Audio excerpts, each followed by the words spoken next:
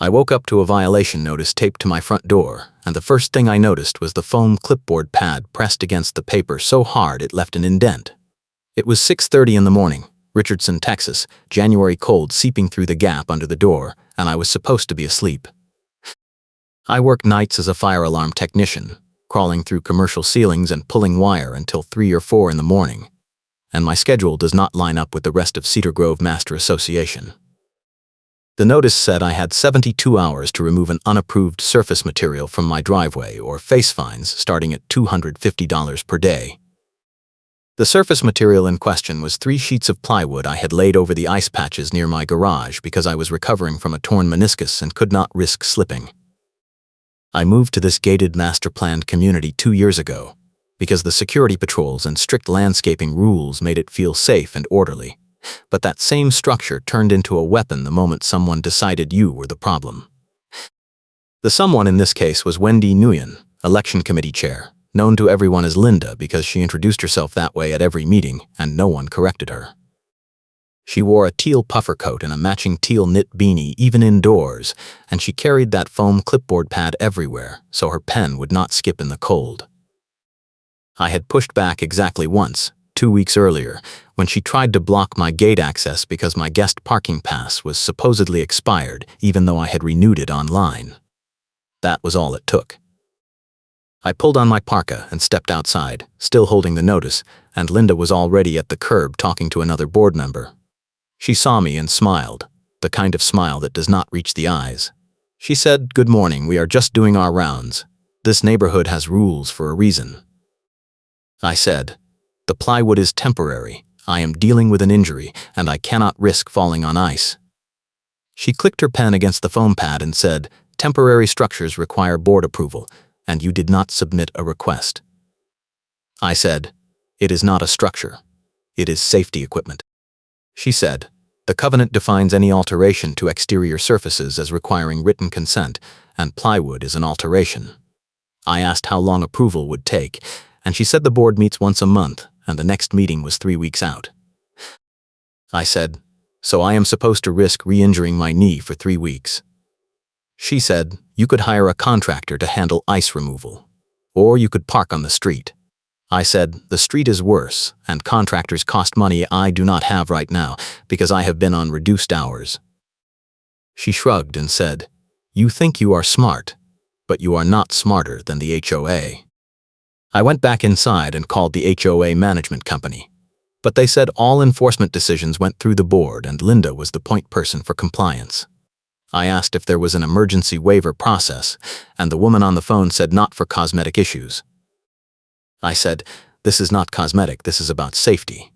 She said, "If you believe the enforcement is incorrect, you can request a hearing, but you still have to comply in the meantime or the fines start."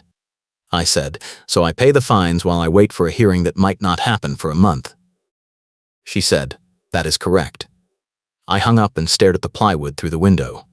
It was industrial grade, clean, no splinters, laid flat so it did not create a trip hazard, and it was doing exactly what it needed to do. But none of that mattered because Linda had decided it was a violation. I stopped arguing and started collecting because the endgame was already set. I pulled out my phone and took pictures of the plywood from every angle, time-stamped, showing the ice underneath and the clear safety need. I took a picture of the violation notice with the foam clipboard indent still visible on the paper. I opened my email and found the gate access dispute from 2 weeks earlier, the one where Linda had tried to block my renewal, and I saved the entire thread showing her refusal to process my payment until I agreed to attend a compliance workshop. Then I went to the HOA website and downloaded every covenant, rule, and amendment passed in the last 5 years. I was looking for something specific, and I found it buried in the insurance policy summary posted in the member portal. The HOA carried general liability coverage, but the policy had a harassment exclusion clause that voided coverage if the board was found to be acting with malicious intent or targeting individual members. That was the thread I needed. The first escalation came that afternoon. I left for work at my usual time, 4 in the afternoon, and when I came back to the gate at 3 in the morning, my access code did not work. I tried it twice, then used the call box to reach the security booth. The guard said my account was flagged for non-compliance and I would need to park outside the gate and walk in until the issue was resolved. I said, I live here, you cannot lock me out of my own neighborhood. He said, I am just following the system, you need to talk to the board. I said, the board does not answer calls at 3 in the morning. He said, I am sorry, that is all I can do. I parked on the street outside the gate, a quarter-mile walk in the cold, and by the time I got to my front door, my knee was throbbing. I took pictures of the gate screen showing the access denied message, and I took a picture of my car parked outside with the timestamp visible.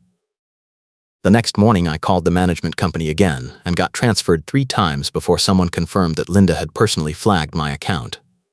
I asked if that was legal, and the woman said board members have discretion over compliance holds. I said, so she can lock me out of my own neighborhood over plywood. She said, you can file a dispute, but it will take time to process. I said, how much time? She said, usually 2 to 4 weeks. I hung up and sent an email to the entire board with pictures of the plywood, the ice underneath, my medical documentation showing the knee injury, and a request for an emergency review. I got one response from a board member named Rick who said he would look into it. Everyone else ignored it. That same day, Linda showed up at my door with 2 other people I did not recognize. She said, we are here to inspect your property for additional violations. I said, you cannot just walk onto my property without notice. She said, the covenants grant the board inspection rights with reasonable cause, and your non-compliance creates reasonable cause. I said, I want to see that in writing. She pulled out the foam clipboard and showed me a printed section of the covenant that mentioned inspection rights, but it also said inspections required 48 hours written notice unless there was an immediate safety hazard. I said, there is no safety hazard, and you did not give me notice. She said, we consider your unapproved structure a potential hazard, and we are invoking emergency authority. I said, you are making this up. She said, you can file a complaint. But we are proceeding. I stepped outside and closed the door behind me, and I said, you are not going into my yard. One of the people with her, a man in a reflective vest, said, we are just checking the perimeter. I said, no. You are leaving. Linda said, this is exactly the attitude that got you flagged. I pulled out my phone and started recording, and I said, I am telling you to leave my property right now. And if you do not, I am calling the police. Linda stared at me for a long moment, then turned and walked back to the curb. She said, you are going to regret this. I said, that sounds like a threat. She said, it is a promise. They left, and I immediately called the non-emergency police line. The dispatcher said they could send an officer to take a report, but unless there was an active threat, it would be considered a civil dispute. I said, they tried to force their way onto my property. She said, did they enter your yard or touch you? I said, no, but they tried. She said, then it is a civil matter, but you can file a report if you want documentation. I said, yes. Send someone. An officer showed up 2 hours later, took my statement, looked at the video on my phone, and said it was technically trespassing if I had told them to leave and they did not, but since they left when I threatened to call, it would be hard to pursue. He said, keep documenting everything, and if they come back, call us immediately. I asked if the HOA could legally lock me out of the gate, and he said that was a civil contract issue and I would need to talk to an attorney. He gave me his card and said, for what it is worth, HOAs pull this stuff all the time, and the best thing you can do is paper trail everything and find a lawyer who specializes in this. I reached out to a neighbor I barely knew, a man named Ed who lived 3 doors down. He was a retired police officer, and I had seen him at a few HOA meetings where he asked pointed questions about budgets and enforcement consistency. I knocked on his door that evening and explained what was happening. He listened, nodded, and said, Linda has been pulling stunts like this for 2 years. She runs the election committee and she controls who gets on the board by managing proxies and challenging ballots. Half the people in this neighborhood do not even know there is an election because she does not send out notices unless you are on her approved list. I said, is that legal? He said no, but no one has challenged it because it takes time and money, and most people just want to live their lives. I said, I cannot afford to let this go. She is costing me money and access to my own home. He said, then you need to go after her hard and fast, because if you give her time, she will bury you in fees and legal threats until you either pay up or sell. He said, I have been collecting stuff on her for a while. Board meeting minutes that do not match the recordings, budget line items that do not add up, proxy forms that were never signed. I can share it with you, but you have to be ready to use it, because once you go public, she will come at you with everything. Ed handed me a folder with printed emails, scanned proxy forms, and annotated copies of board meeting minutes. He said, look at the dates on these proxies. Half of them are dated after the election closed, which means she was filling them out herself. And look at this budget line, $15,000 for legal fees last year, but there is no record of any lawsuit or attorney billing. I said, where did the money go? He said, that is the question. She has been inflating costs and skimming or funneling money to her friends. I know for a fact she tried to get my property rezoned last year so her friend could buy it cheap and flip it, but I fought it and she backed off. Now she is doing the same thing to you. I said, why me? He said, because your lot is worth more than you paid, and her friend is a developer who wants to build townhomes. If she can force you out with fines and make the property look like a problem, she can get it sold under market value and her friend swoops in. That was the twist. I was not being targeted because I put down plywood. I was being targeted because Linda wanted my property sold cheap, and the plywood was just the excuse she needed to start the process. I went home and pulled the property records for my lot, and sure enough, there had been 3 inquiries in the last 6 months from the same LLC, and the registered agent was someone with the last name Nguyen. I cross-referenced the name with Linda's social media, and it was her brother. The whole thing was a setup. The time pressure hit the next day. I woke up to a voicemail from the HOA management company saying that my car would be towed from the street if I did not move it by noon, because street parking was only allowed for guests, not residents. I called back and said, I am a resident, but Linda locked my gate access, so I have no choice but to park on the street. The woman said, that does not change the parking rules, and if your car is still there after noon, it will be towed at your expense. I said, you are forcing me into a corner where I either get towed or I leave my car somewhere else and walk a mile in the cold with a bad knee. She said, I am sorry, but those are the rules. I asked who authorized the tow, and she said the board chair, which was Linda. I had 4 hours to move my car, and I was supposed to be asleep because I had to work that night. Instead, I got dressed, drove my car to a park and ride lot 2 miles away, and took an expensive rideshare back to my house. My knee was screaming by the time I got home, and I knew Linda had timed this specifically to hit me while I was asleep and vulnerable. I needed cameras, and I needed them now. I ordered 2 wireless doorbell cameras with night vision and sound recording, paid extra for same-day delivery, and installed them myself that afternoon.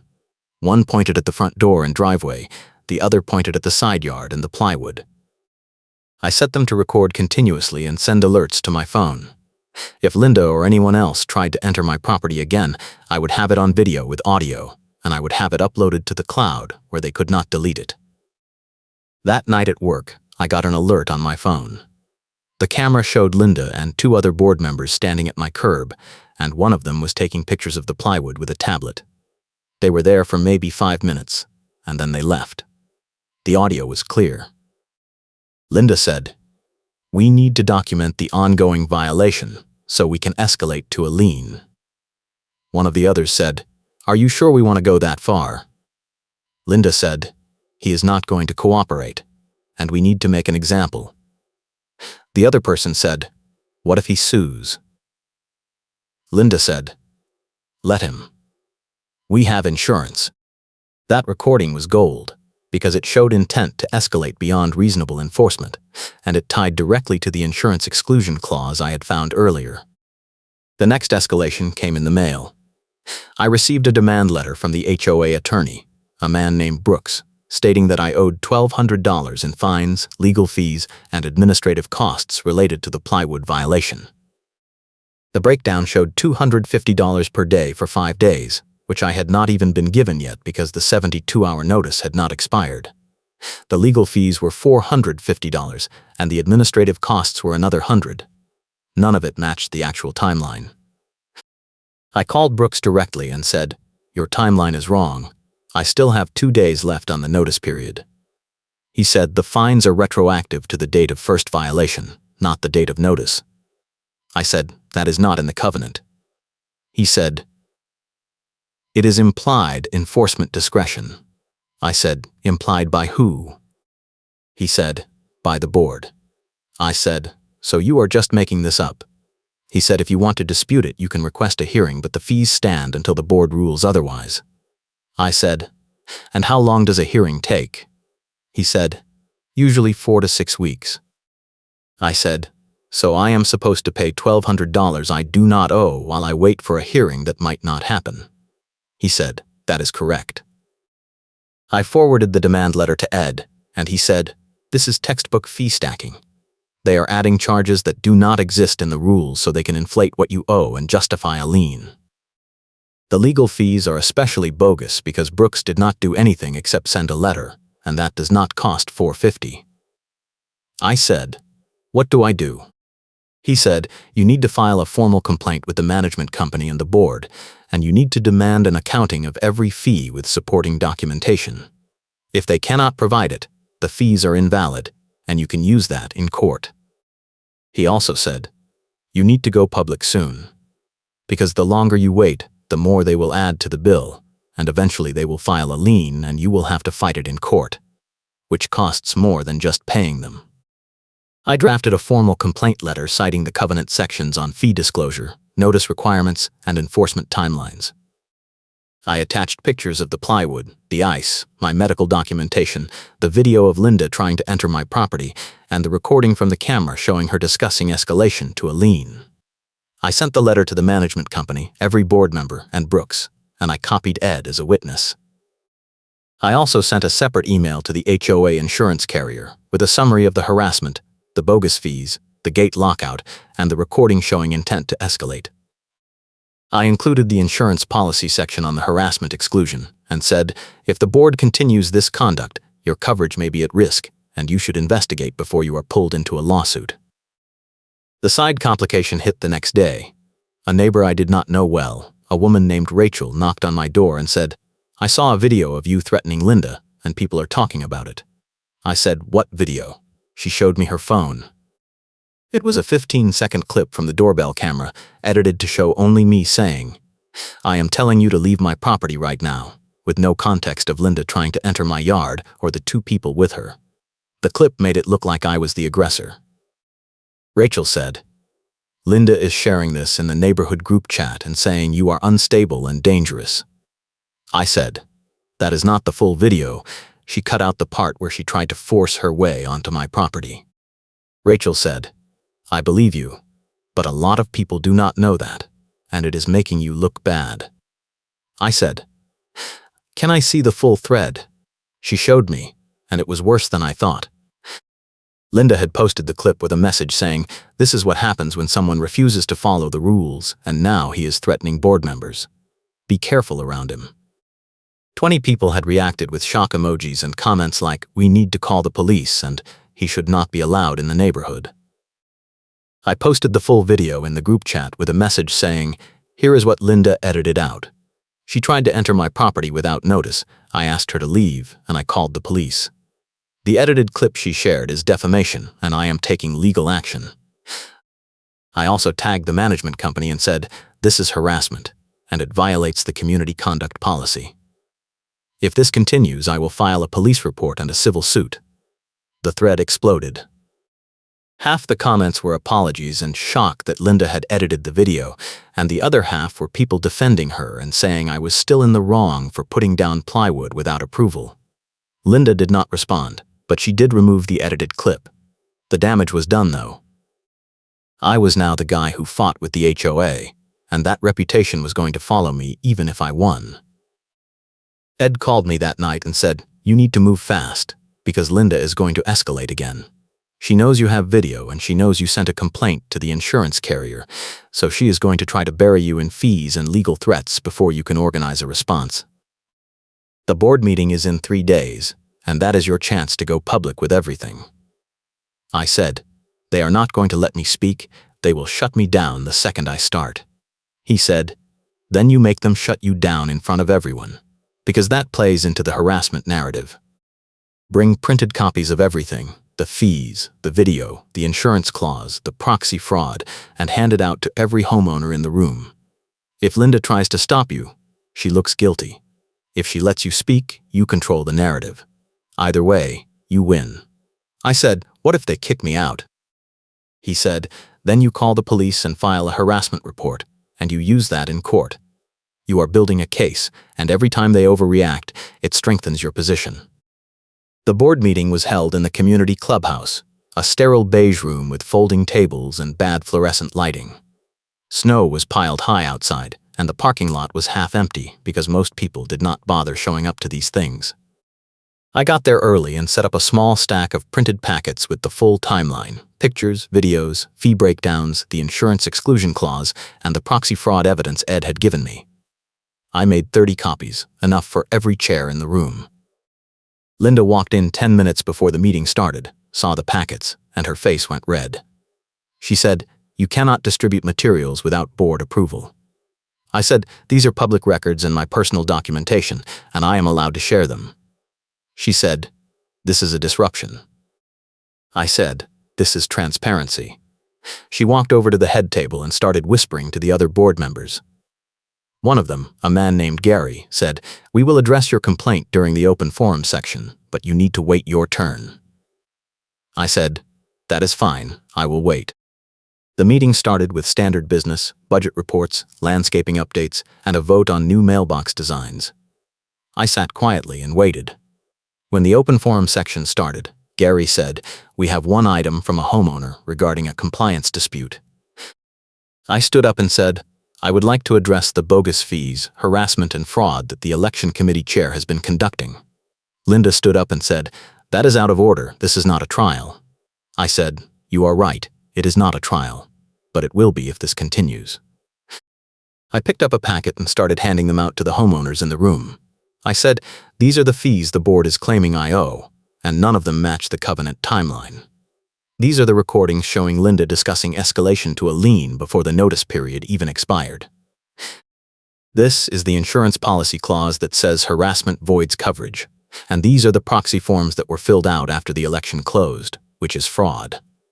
Linda said, you are making serious accusations without proof. I said, the proof is in your hands, and it is time-stamped. Gary said, we are not going to litigate this here. I said, then where? He said, you can request a formal hearing. I said, I already did, and I was told it would take 4 to 6 weeks, and in the meantime, the fees keep piling up and my gate access is still blocked. Gary said that is the process. I said, the process is rigged, and everyone in this room knows it. A woman in the back, someone I did not recognize, raised her hand and said, I want to see the recordings. I handed her my phone with the video queued up. She watched it, passed it to the person next to her, and said, this is bad. Another man said, are the proxy forms real? I said, ask Linda. Linda said, those forms are confidential election materials, and you do not have authorization to distribute them. Ed stood up and said, I gave him those forms, and they are part of the HOA records, which makes them public. If you want to claim they are confidential, you need to explain why you are hiding them. Linda said, this is a setup. Ed said, no, this is accountability. Gary said, we are going to table this until we can review the materials. I said, you are going to table this because Linda controls the board, and you do not want to admit that she has been running a scam for 2 years. Gary said, that is enough. I said, no, it is not. I held up the insurance document and said, this clause says harassment voids coverage, and Linda is on recording discussing escalation with intent to harm me.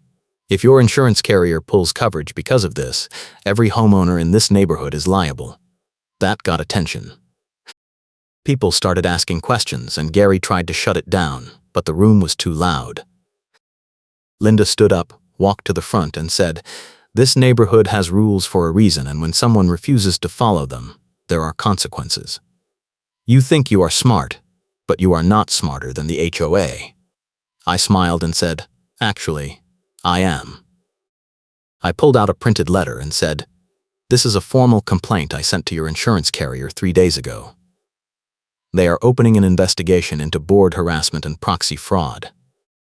If they find evidence of malicious intent, your coverage is void, and any lawsuits come out of the HOA reserves, which means special assessments for everyone. Linda went pale. I said I also sent a copy to the county clerk and the Texas Attorney General because proxy fraud is a criminal offense. So you can keep pretending this is about plywood, or you can stop now and fix it before it gets worse. Gary said, we need to consult with our attorney. I said, your attorney is part of the problem. He is the one who sent me the bogus fee letter. I want an independent audit of every fee, every charge, and every proxy form from the last 2 years, and I want it done by someone who does not report to Linda. The meeting dissolved into chaos.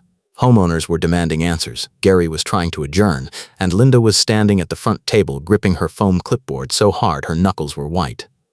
Ed leaned over and said, you just changed the game. I said, good. Gary finally got control and said, we are adjourning, and the board will review the materials and respond within 10 business days. I said, 10 days is too long. I want a response by Friday, or I am filing a restraining order.